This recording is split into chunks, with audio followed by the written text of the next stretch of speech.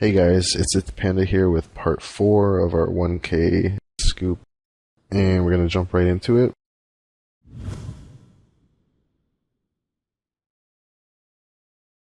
Definitely opening pretty loose, but not getting too punished, so we're just going to keep doing it.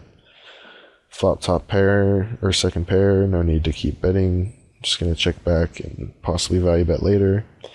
The ace comes on the turn.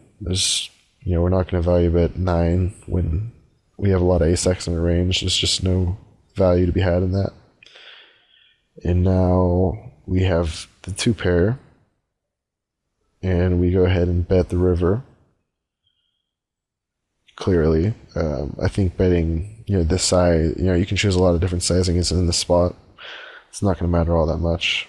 But he ends up calling with the 6s, which is, I remember being very happy about this when it happened. Just very, very confused as to why he would ever do that and not just check raise the river. And it was somehow a river that I actually would have maybe paid him off on. But anyway, not much you can do there.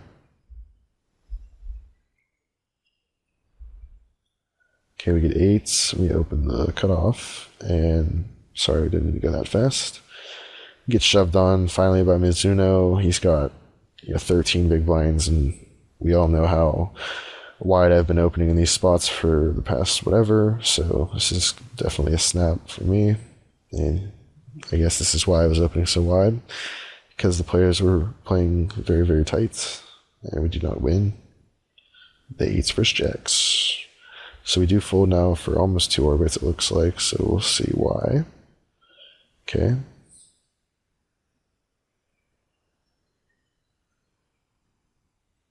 King 5 suited. Okay, would have defended it if this guy did not shove. And looks like it's good that we did not. Okay, 4-8 suited on the button. Generally going to be an open. Get PO'd by the small blind. I'm just going to check it back here. He's going to have a lot of overcards here, and can hope to show down against that. He checks again, and it's another situation where we have, bottom pair type hands, and the ace peels on the turn. Definitely can't value bet it, and definitely a spot where we should be checking back some ace-x to some percentage of the time on the turn. And we're just going to keep checking it back and go for showdown. And he somehow had the 8-7 that he peeled in the small blind, so happens.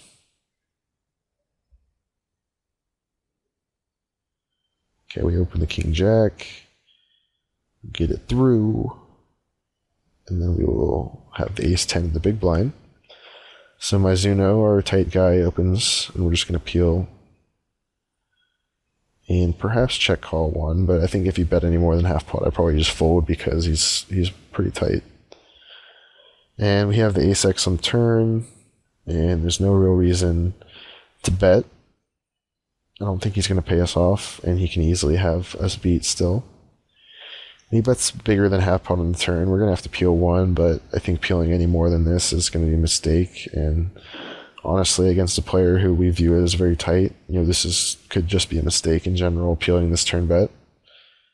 But I think against most players, we're going to be fine peeling 1 here. And now we check, and he bets again when we could easily have Queen X, so definitely just going to fold. When we already view this player as tight, we shouldn't view him as bluffing the spot. So, go ahead and move this thing a little bit. We have some folds ahead of us. So I Am So now has a lot of chips. He is definitely one of the more aggressive players at this table. So now that we have a bit less, we're going to have to pick our spots a little bit. We can't afford to be opening all of these hands from everywhere, because when we lose, we're going to lose a significant portion of our stack. But the button is always fun. And here, I'm not hugely in love with this 3-bet. I think I could pick some better hands with how short of a stack I have, but not the biggest deals. And this guy shoves behind, and I doubt he was doing this late, so just unlucky for us.